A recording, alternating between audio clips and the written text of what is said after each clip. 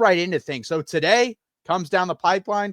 Corey Wells commits to the University of Texas. He is the fourth commit of the past 72 hours for the University of Texas. We'll get in the other ones later, and I dropped a couple of videos on those guys, so please check those out as well. But what do you like about Corey Wells, Gerald? Yeah, this is the weirdest statement I've ever said. He's like a skinny 300-pounder, which is a weird thing to say, right? You watch it, you look at his pictures of him, you watch him on tape, 6'5", 300, plays in like a 4.3 in high school. So, I don't know where he's going to land at Texas because he plays both at interior and kind of outside. But like he gives that positional versatility we talk about a lot, where he may come into Texas and he puts on 20, 30 pounds and slides inside. He may stay at that 300, lean up a little bit, and then play more with 3 technique, right? So we're not exactly sure. I think we get an indication where we look at the other defensive linemen that committed in this last, I think probably like 36 hours really on the defensive lineman. Kenny Baker having himself a little bit of go. But he uses his hands really well. He plays a bit tall, but he's just kind of mauls people with that size and strength that he has. And so, ultimately I think he gives Pete Kwiatkowski and Kenny Baker a piece that they can say, okay, he shows up on campus. How does his body develop? How does it change, from 18 to 19 to 20? How does he change? How does he develop? And ultimately they can deploy him in multiple ways. And it's not a bad thing to have multiple big guys that you can say that about.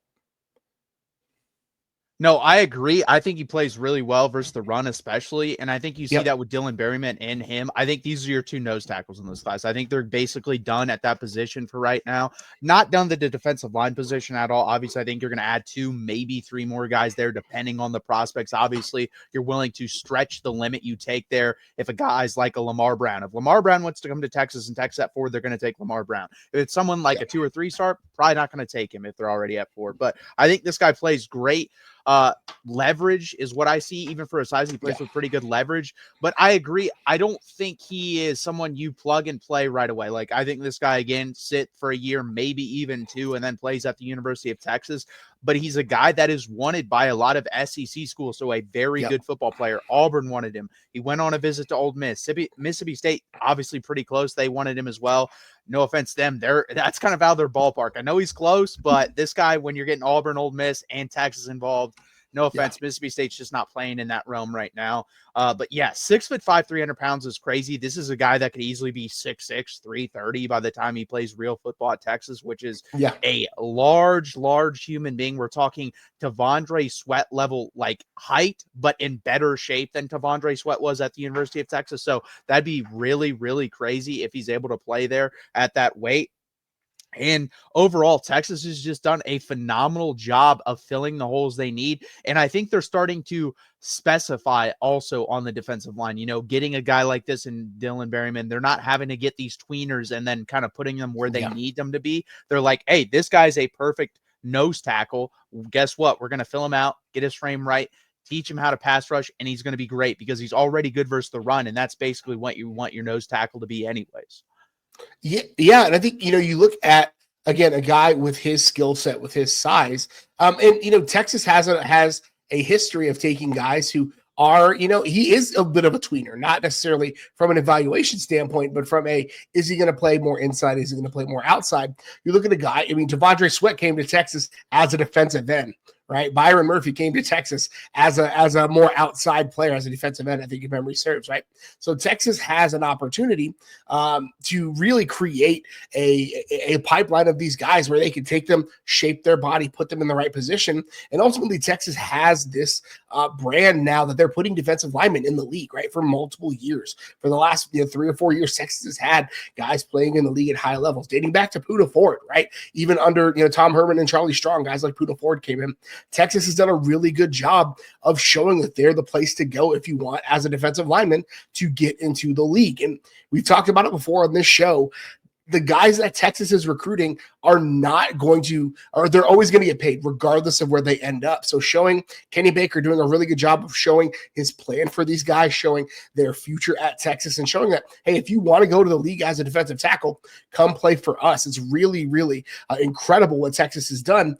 Folks were concerned after Bo Davis left for LSU, and I think Kenny Baker has done incredible things already at the defensive line position for Texas.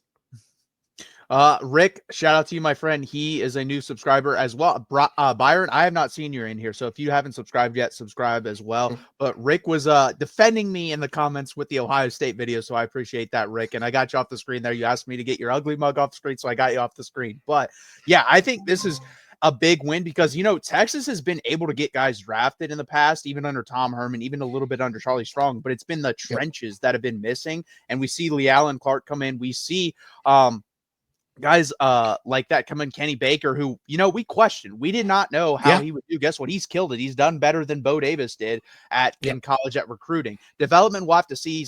Doesn't have that track record yet, but the defensive line is starting to catch up, hopefully, to what the offensive line is, because the offensive line right now is just a machine under Kyle Flood. It kind of recruits itself. There's guys headed off to the league every year. I'm not really concerned about it. We're pretty close there with the defensive line. The edges are there. It's the interior, and Corey Wells and Berryman helped this out a tremendous amount on that side of the ball. Absolutely. And it gets a lot easier to develop guys when you have the raw materials, right? When you have guys like Corey Wells, and we'll talk about Berryman here in a second, or the folks that Kenny Baker landed in the last cycle. Kenny Baker, of his 6 commits that he's had in 2 years under Texas, 4 of them have been top 250 guys, or 5 of them, top 250, 3 of them top 150, right? Like, he has a really good track record. And again, it gets a lot easier to develop these cats if you've got the good raw materials to work from. 100%. David Keith Williams, completely agree with this. The advantage of Texas getting Dylan Berryman, who is potentially a great nose tackle, and Corey Wells, who is potentially very good, is that Texas will not be forced to add 5 DTs in the portal. That's 100% correct. 100%. You get these guys in the pipeline. Also, it's going to be interesting. We'll get to the house settlement thing. If you're able to keep them in the pipeline like you've been able, Texas guys that they have not wanted to transfer have not transferred. So if you're able to keep these guys and just keep stockpiling and rotating them in every other year, doing a really good job, and you may only have to go in the portal to get 1 or 2 guys instead of 5. I completely agree with that. And especially with stacking that with the last class, the previous class, Texas has a ton of beef coming in from that class as well. Guys that may play in the fall. So I think, David, you are absolutely right. Texas, hopefully, fingers crossed, is out of the days of having to add 5 or 6 guys literally in the last 2 years, it's been 10 defensive tackles that Texas taken in the portal, which is absolutely nuts to say out loud. But this is hopefully going to stem that tide. Yeah, and there's a difference from taking someone that jumps in the portal is like, oh, everyone wants that guy, to, let's be honest, most of these guys were, retread guys that were rotation players. They're not guys that are going to come in and like, damn, that guy's day 1 starter. He's going to kill it. As we don't even know this year, guys. Like Hero Canoe, do we know if he's going to be good? Do we know if Travis Shaw's going to be good? I think Cole Brevard's going to be pretty good. But other than that, I don't know about the other defensive tackles. Yeah, and the next comment from our friend David in the chat, talking about Sharma and Charles already on campus, right? These last 2 classes, I think, are really going to be critical for Texas's ability to, again, stem the tide of having to, let's just be honest, like last year, they were trying to moneyball the Trevondre Sweat and Byron Murphy situation. They were like, hey, we cannot replace these guys with talent, so we're going to try to replace them with just numbers. And that's been, again, another year of that in the offseason. So for Texas, these 2 classes, you're absolutely right, are going to go a long, long way for them to not have to play a shell game, for lack of a better term, in the portal at defensive tackle. Yeah, the movie Moneyball didn't have a sequel. Texas does this year because it is the same thing this year. Can these 5 guys come in and equal the 2 guys that we lost?